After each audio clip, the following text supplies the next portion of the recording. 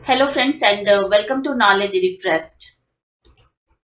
दोस्तों, इस नश्वर संसार में हर वस्तु नष्ट हो जाती है, लेकिन विचार, आदर्श और स्वप्न सदा अमर रहते हैं। ये कथन था सुभाष चंद्र बोस का और सच में उनके विचार, उनके आदर्श और उनके स्वप्न आज भी अमर है और आज भी उनके बारे में डिस्कशन होता है और आज भी बड़े ही इंटरेस्ट से उनके जो कारनामे थे उसके बारे में चर्चा की जाती है। तो जी हाँ दोस्तों, आज हम बात करने वाले हैं सुभाष चंद्र बोस के बारे में, जिनका जन्म हुआ था 23 जनवरी 1897 को कटक उड़ीसा में हुआ था।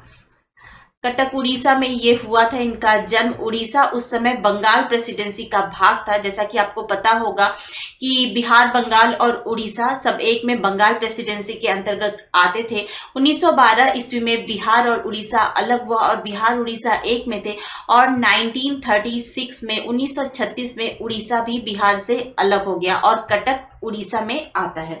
तो सुभाष चंद्र बोस का जन्म कटक उड़ीसा में हुआ था। उनके पिता जानकी नाथ बोस थे और वो एक फेमस लॉयर थे, साथ ही साथ बंगाल विधान परिषद के सदस्य थे। तो इनका जो परिवार था वो समृद्ध परिवार था, एक मध्यम वर्गीय समृद्ध परिवार था सुभाष चंद्र बोस का।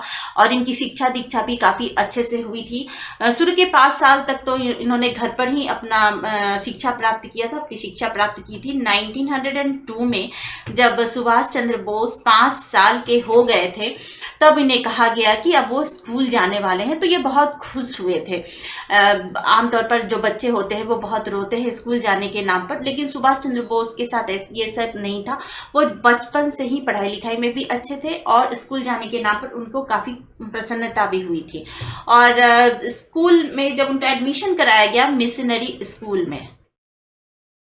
मिशनरी स्कूल में इनका एडमिशन कराया गया, तो वहाँ पर जो भी पढ़ाई होती थी वो सब कुछ इंग्लिश में की जाती थी। संस्कृत, हिंदी, इन सब को महत्व नहीं दिया जाता था। बंगाली, इन सब भाषाओं को महत्व नहीं दिया जाता था। तो सुभाष चंद्र बोस के मन में वहीं से, स्कूल की शिक्षा से ही कहीं ना कहीं ये भावना घर करने लगी थी कि हमारे ही देश में हमारी अपनी भाषा के साथ कितना अपमान किया जाता और अंग्रेजों के खिलाफ एक विचारधारा पनपने लगी थी और राष्ट्रवाद का जन्म सुभाष चंद्र बोस के अंदर होने लगा था।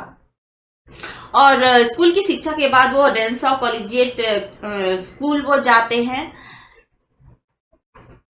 रेंसॉ कॉलेजिएट स्कूल वो जाते हैं और उसके बाद वो कैलकाटा यूनिवर्सिटी जाते हैं। कैलकाटा यूनिवर्सिटी में अपनी आगे की पढ़ाई करते हैं और उसके आगे की पढ़ाई करने के लिए वो कैम्ब्रिज यूनिवर्सिटी जाते हैं। सुभाष चंद्र बोस एक अच्छी फैमिली से आते थे, एक समृद्ध मध्यम वर्गीय परिवार से वो आते थे, तो उनकी शिक्षा दीक्षा काफी अच्छे से हुई थी। और फिर वो लंदन जाते हैं आईसीएस की परीक्षा की तैयारी के लिए। आईसीएस की परीक्षा, इंडियन सिविल सर्विसेज की परीक्षा की तैयारी के लिए वो लंदन जाते हैं और 1920 में जो आईसीएस की परीक्षा होती है उसमें वो 4th रैंक लेकर आए थे।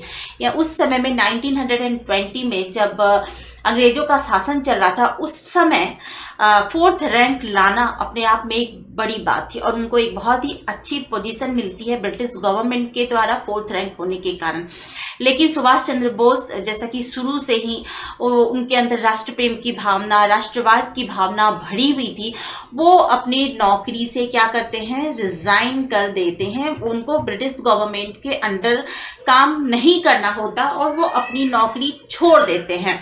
और उसी बीच आप में से बहुत लोगों को पता होगा 1920 से 22 के बीच में महात्मा गांधी के द्वारा खिलाफत आंदोलन, असहयोग आंदोलन चलाए जा रहे थे, नन कोऑपरेशन मूवमेंट चलाए जा रहे थे। तो सुभाष चंद्र बोस रिजाइन करने के बाद कांग्रेस में शामिल हो जाते हैं और गांधी जी के नन कोऑपरेशन मूवमेंट में भाग लेते हैं।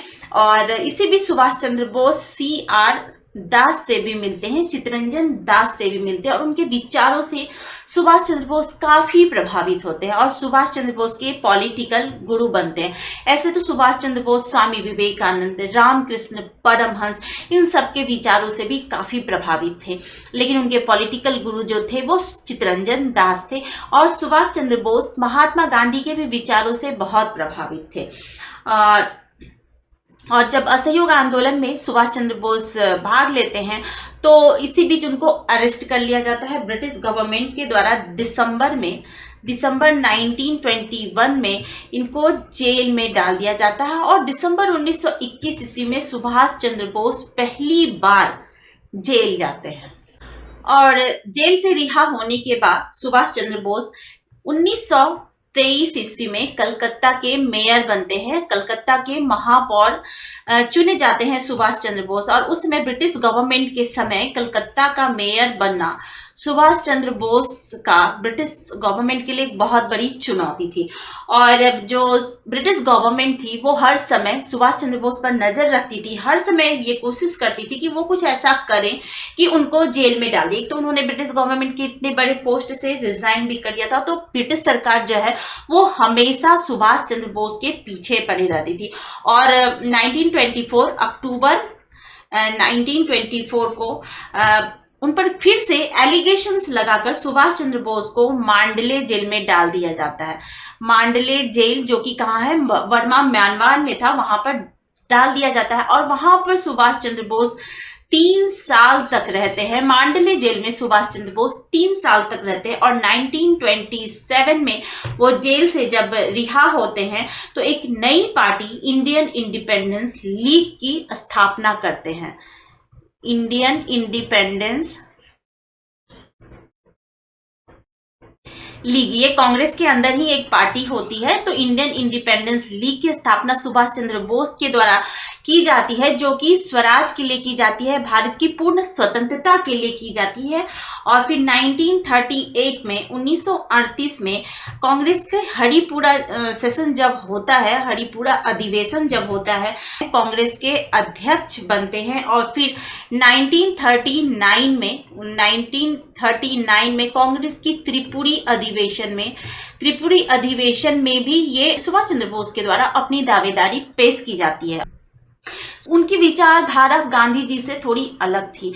ऐसे तो गांधी जी और सुभाष चंद्र बोस एक दूसरे को बहुत ज्यादा एडमायर करते थे, लेकिन सुभाष चंद्र बोस का कहना था कि अंग्रेजों को उनकी ही भाषा में जवाब देना चाहिए, जबकि गांधी जी अहिंसा में विश्वास करते थे। तो जब त्रिपुरी अधिवेशन में सुभाष चंद्र बोस अपनी दावेदारी पेश करते हैं तो महात्मा गांधी के द्वारा पट्टाभी सीतारमैया को खड़ा किया जाता है अध्यक्ष पद के लिए। लेकिन इस जब इलेक्शन कराया जाता है, वोटिंग कराई जाती है, तो गांधी जी के जो उम्मीदवार थे पट्टाभी सीतारमैया वो हार जाते हैं और सुभाष चंद्र बोस की जीत हो जाती है। तो इसी पर महात्मा गांधी ने ये कहा था कि सीतारमैया की हार मेरी पर्सनल हार है, मेरी व्यक्तिगत हार है। तो कहीं ना कहीं सुभाष चंद्र बोस को ये बात बहुत चोट पहुंचाती है। और मई 1939 में ही सुभाष चंद्र बोस ने कांग्रेस से क्या किया, रिजाइन कर दिया, कांग्रेस से रिजाइन कर दिया। और नई पार्टी 2 जून 1939 को एक नई पार्टी बनाई फॉरवर्ड ब्लॉक के नाम से।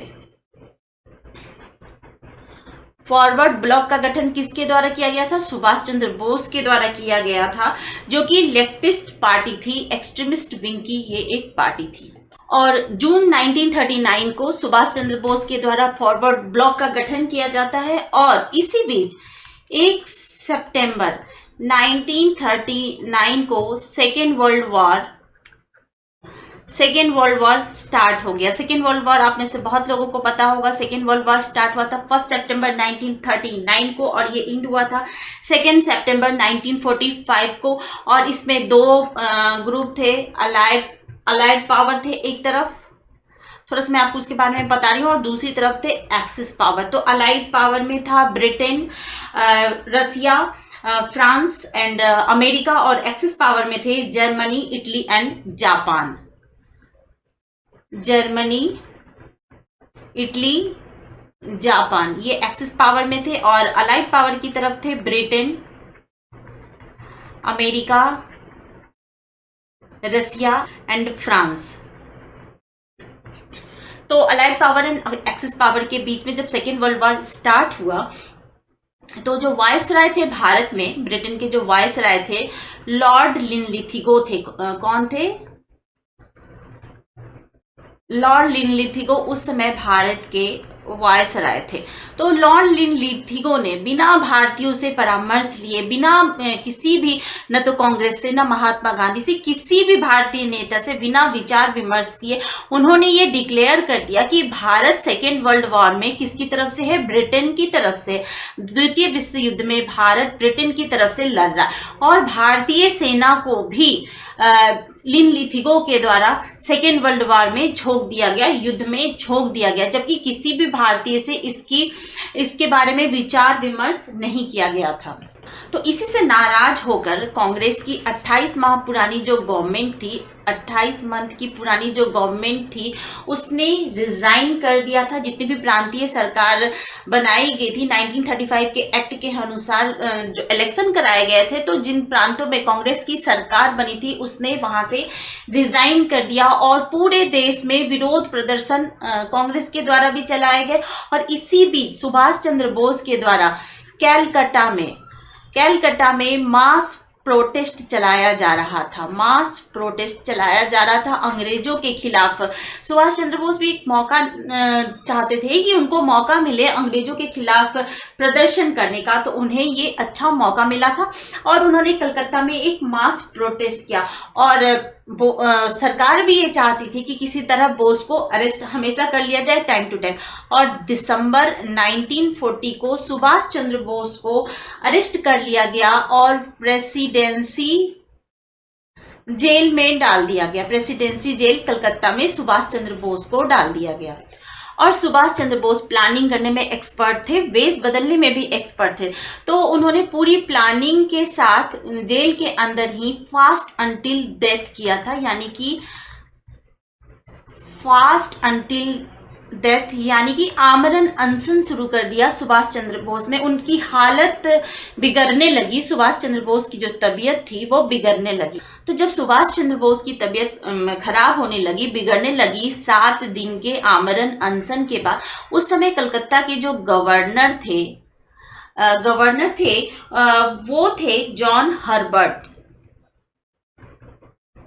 हर्बर्ट कलकत्ता के गवर्नर थे। तो ब्रिटिश गवर्नमेंट ये नहीं चाहती थी कि किसी भी तरह का इंसिडेंट हो, सुभाष चंद्र बोस की तबीयत खराब हो, अगर उन्हें कुछ भी होता तो सारा ब्लेम किस पर आता, ब्रिटिश गवर्नमेंट पर आता। और ऑलरेडी सरकार थी वो कई तरह से घिरी हुई थी, पूरे देश में विरोध प्रदर्शन चल रहे थे और दूसरी तरफ वर्ल्ड वॉर भी चल रहा था, तो एक और कंट्रोवर्सी सरकार नहीं चाहती थी। तो जॉन हर्बर्ट जो कलकत्ता के गवर्नर थे, उनके द्वारा सुभाष चंद्र बोस के ही साउथ कैलकाटा में उनके घर में ही नजरबंद कर दिया गया। सुभाष चंद्र बोस को साउथ कैलकाटा के घर में ही नजरबंद कर दिया गया और उनकी जासूसी की जाने लगी, उनके लिए स्पाई छोड़ दिए गए थे। उनके घर के बाहर सादे कपड़ों में पुलिस को तैनात कर दिया गया। उनके घर के अंदर जो भी सर्वेंट थे या नौकर थे, उनके द्वारा उनकी जासूसी कराई जाने लगी। उनके जो कुछ दोस्त थे, उनके कुछ रिश्तेदार थे, उनको ब्रिटिश सरकार ने अपनी ओर मिला लिया और उनके थ्रू उनकी खबर निकालते थे सुभाष चंद्र बोस की। और सुभाष चंद्र बोस भी बहुत एक्सपर्ट थे, वो अंग्रेजों की ही भाषा में जवाब देना बहुत अच्छी तरह से जानते थे। और सुभाष चंद्र बोस ने धीरे धीरे जब वो अपने घर में नजरबंद हुए तो अपनी दाढ़ी बढ़ानी शुरू कर दी, उन्होंने अपने बाल बढ़ाने शुरू कर दिए। और एक दिन उन्होंने अपने भतीजे शिशिर घोष को बुलाया और उससे बंगला में कहा कि क्या तुम मेरा एक काम करोगे। और फिर दोनों के बीच में कुछ बात हुई और फिर 16 जनवरी 1941 को 1:45 कर रात के 1:45 को एक कार निकाली शिशिर घोष ने और उसमें सुभाष चंद्र बोस भी सवार हो गए और उन्होंने अपना वेश बदल लिया था। और सुभाष चंद्र बोस एक इंश्योरेंस एजेंट जियाउद्दीन जो कि एक इंश्योरेंस एजेंट थे, उसके वेश में आकर उस कार में बैठे और वो कहाँ गए, धनबाद गए, धनबाद से गोमो गए, गोमो स्टेशन का नाम बदलकर अब नेताजी सुभाष चंद्र बोस स्टेशन कर दिया गया है। धनबाद और गोमो दोनों झारखंड में है, आप में से बहुत लोगों को पता होगा। और वहां से वो कहाँ गए, दिल्ली गए और फिर वहां से पेशावर, ये सब जियाउद्दीन के ही बेस में उन्होंने किया। पेशावर जो कि अभी कहाँ है, पाकिस्तान में है, उस समय ब्रिटिश इंडिया का पार्ट हुआ करता था। तो पेशावर गए, पेशावर में भगत राम तलवार ने सुभाष चंद्र बोस की मदद की और वहां से सुभाष चंद्र बोस कहाँ गए, काबुल गए, अफगानिस्तान गए। अफगानिस्तान में सुभाष चंद्र बोस ने एक गूंगे बहरे का वेश धारण किया, क्योंकि अफगानिस्तान की जो भाषा थी वो सुभाष चंद्र बोस को नहीं आती थी। अगर वो बोलते तो आसानी से पकड़े जाते कि ये कोई दूसरा व्यक्ति है, जब बल्कि जियाउद्दीन नहीं है। तो वहां पर सुभाष चंद्र बोस ने एक गूंगे और बहरे का वेश बनाया, गूंगे, और उन्होंने प्रिटेंड किया कि वो सुन नहीं सकते और वो बोल नहीं सकते। जब भी वो कोई उनसे कुछ पूछता तो उनके साथी उनसे कहते कि इनको तो सुनाई नहीं देता, ये तो बोल नहीं सकते। तो इशारों में सुभाष चंद्र बोस बातें करते। तो इस तरह से उन्हें कोई पकड़ नहीं पाया कि ये अफगानिस्तान के नहीं है, ये जियाउद्दीन नहीं है। और अफगानिस्तान से एक इटालियन पासपोर्ट पर वो कहाँ जाते हैं, मॉस्को जाते हैं। और वो कहाँ जाते हैं, मॉस्को जाते हैं एक इटालियन पासपोर्ट पर। ऑरलैंडो मोज़ेटो के पासपोर्ट पर वो कहाँ जाते हैं, मॉस्को जाते हैं। मॉस्को इस उम्मीद पर जाते हैं कि वहाँ के जो प्रेसिडेंट है, रसिया के प्रेसिडेंट है स्टालिन, सुभाष चंद्र बोस की मदद करेंगे। लेकिन जब सुभाष चंद्र बोस रसिया पहुंचते हैं तो इसी बीच जर्मनी ने अटैक कर दिया था रसिया पर। जब जर्मनी ने रसिया पर अटैक किया तो रसिया भी किसकी तरफ शामिल हो गया, अलाइड पावर में जाकर शामिल हो गया। अलाइड यानी कि ब्रिटेन की तरफ शामिल हो गया रसिया भी।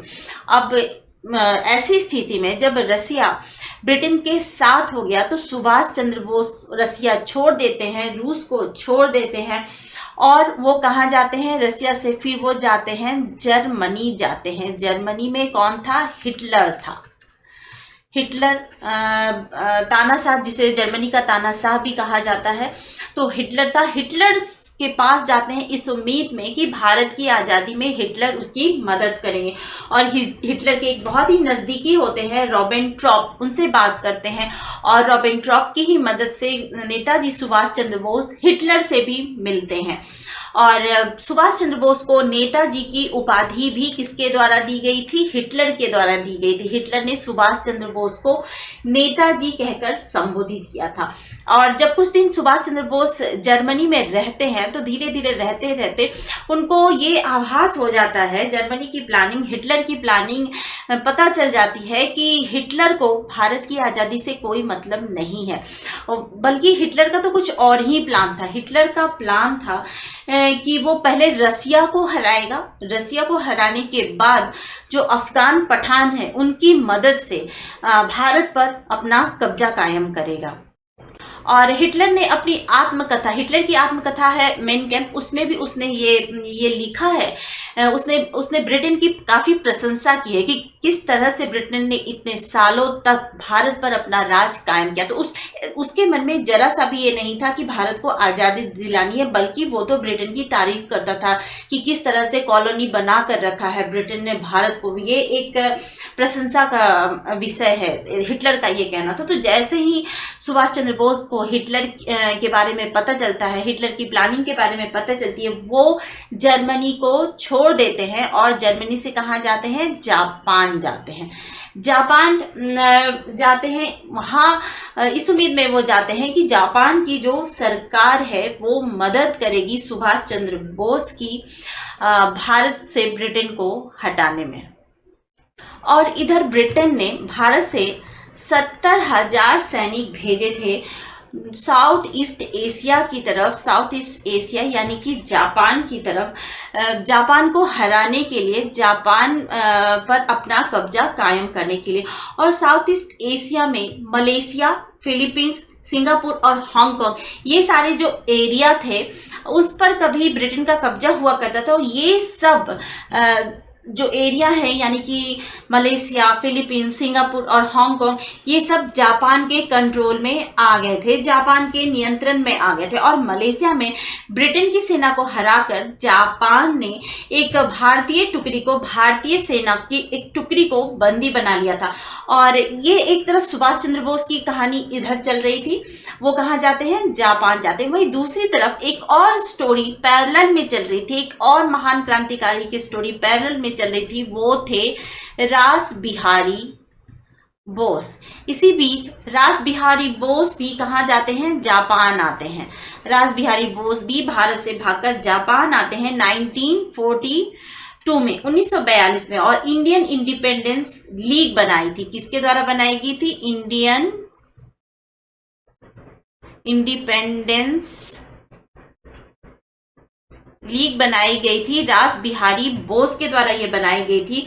और रास बिहारी बोस ने जापान की सेना से और जापान की सरकार से ये रिक्वेस्ट किया कि जो सैनिकों की टुकड़ी को जापान की सेना ने बंदी बना लिया है उसको मुक्त कर दिया जाए, क्योंकि भारतीय सेना जो है वो मजबूरी में जापान के खिलाफ लड़ रही है। और मलेशिया में जो बंदी बनाए गए थे सैनिक, उनको रिहा कर दिया जाता है। और उसके जो कैप्टन थे, कैप्टन मोहन सिंह, उनके नेतृत्व में एक सेना बनती है, वही भारतीय सेना जिसको जापान ने बंदी बनाया था। तो कैप्टन मोहन सिंह उसके हेड थे, उनके नेतृत्व में एक सेना बनाई जाती है जिसे नाम दिया जाता है आजाद हिंद फौज। तो आजाद हिंद फौज का गठन किसके द्वारा किया गया था, कैप्टन मोहन सिंह के द्वारा किया गया था। और किसकी मदद से किया गया था, रास बिहारी बोस की मदद से किया गया था। और जैसा कि मैंने आपको बताया पैरेलल में दूसरी स्टोरी, दूसरे सुभाष चंद्र बोस की भी स्टोरी चल रही होती है। सुभाष चंद्र बोस भी जर्मनी से कहाँ आए हुए होते हैं, जर्मनी से जापान आए हुए होते हैं। और सुभाष चंद्र बोस की मदद कौन करते हैं, इसी समय पर रास बिहारी बोस से सुभाष चंद्र बोस मिलते हैं और रास बिहारी बोस यहाँ पर मदद करते हैं सुभाष चंद्र बोस की। और आजाद हिंद फौज का नेतृत्व किसे सौंप दिया जाता है, सुभाष चंद्र बोस को सौंप दिया जाता है। और आजाद हिंद फौज के 45,000 सैनिकों को मिलाकर इंडियन नेशनल आर्मी का गठन किया जाता है सुभाष चंद्र बोस के द्वारा। और यहीं पर सुभाष चंद्र बोस ने एक बहुत ही फेमस स्पीच भी दिया था और उन्होंने नारा भी दिया था, तुम मुझे खून दो मैं तुम्हें आज़ादी दूंगा। साथ ही उन्होंने जय हिंद का भी नारा दिया और उन्होंने दिल्ली चलो का भी नारा दिया था। तो ये तीनों नारे सुभाष चंद्र बोस के द्वारा दिए गए थे। और रेजिमेंट की भी स्थापना की गई थी जिसका नाम रखा गया था गांधी ब्रिगेड, नेहरू ब्रिगेड, आजाद ब्रिगेड। और एक महिलाओं के लिए एक अलग ब्रिगेड रखा गया था, उसका नाम था रानी लक्ष्मीबाई ब्रिगेड, जिसकी कैप्टन थी कैप्टन लक्ष्मी स्वामीनाथन।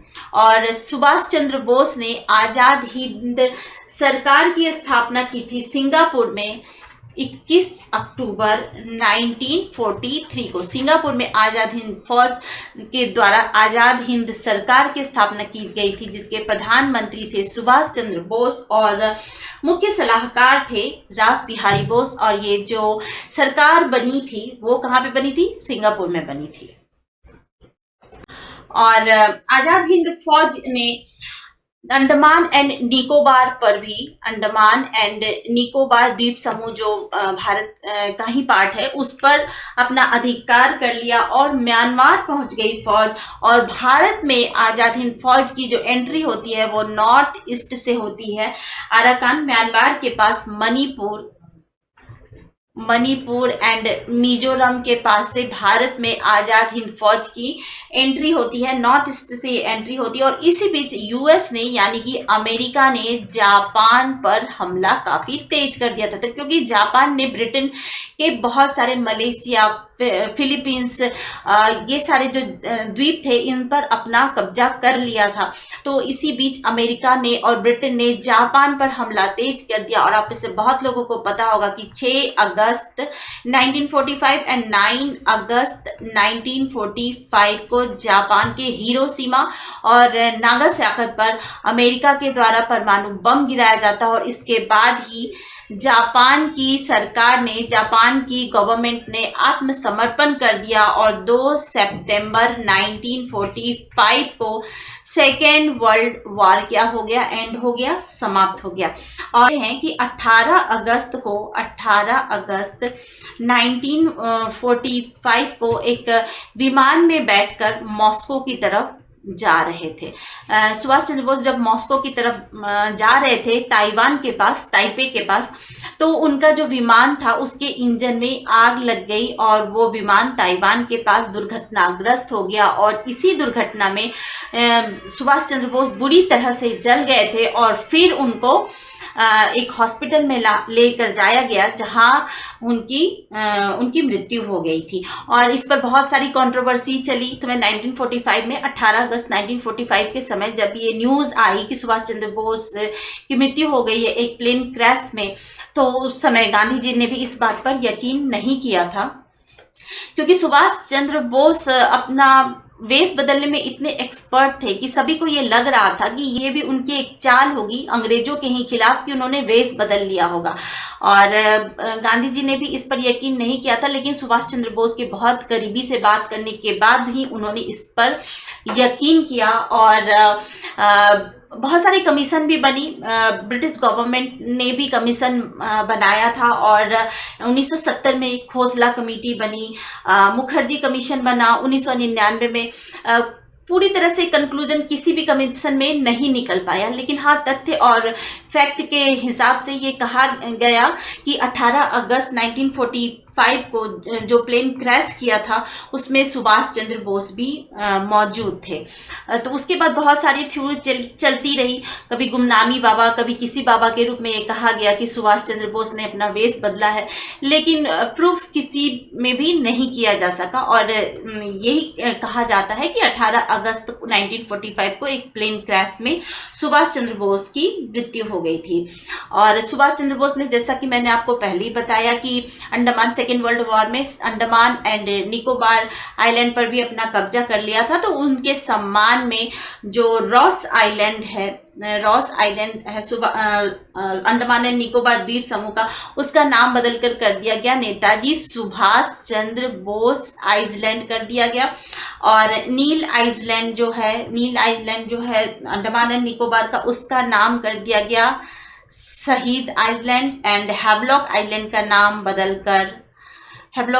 नाम बदलकर स्वराज आइलैंड कर दिया गया नेताजी सुभाष चंद्र बोस और आज़ाद हिंद फौज के सम्मान में। और नेताजी सुभाष चंद्र बोस का जो जन्मदिन है 23 जनवरी, उसको सरकार के द्वारा ये डिक्लेयर किया गया कि उनके अदम्य साहस और पराक्रम के कारण अब इस दिवस को पराक्रम दिवस के रूप में मनाया जाएगा। तो 23 जनवरी नेताजी सुभाष चंद्र बोस का जन्मदिन पराक्रम दिवस के रूप में अब मनाया जाता है। तो सच ही कहा था सुभाष चंद्र बोस ने कि इस नश्वर संसार में हर वस्तु नष्ट हो जाती है, लेकिन विचार, आदर्श और स्वप्न सदा अमर रहते हैं। और ये बिल्कुल सत्य भी है। नेताजी के विचार, उनके आदर्श और उनके स्वप्न आज भी जीवित हैं। और 1945 में उनकी मृत्यु हुई 18 अगस्त को। उसके ठीक 2 साल के बाद 15 अगस्त 1947 को हमारा देश आज़ाद हुआ। जिस देश की आज़ादी के लिए सुभाष चंद्र बोस में इतने प्रयत्न हुए, उनके वो 2 साल के अंदर ही वो भी हासिल हो गया। तो ये थे महान हस्ती सुभाष चंद्र बोस, जो अपने वेश बदलने के लिए भी जाने जाते थे। टाइम टू टाइम उन्होंने अंग्रेजों को उनकी ही भाषा में जवाब दिया। और जैसा कि मैंने आपको बताया कि कलकत्ता में अपने घर से वो वेश बदलकर भागे थे जियाउद्दीन के रूप में, उसको द ग्रेट एस्केप के नाम से जाना जाता है। तो आई होप आपको ये वीडियो पसंद आई होगी। अगर आपको ये वीडियो पसंद आती है तो प्लीज़ चैनल को लाइक करिए, शेयर कीजिए एंड सब्सक्राइब जरूर कीजिए। Thank you so much for watching.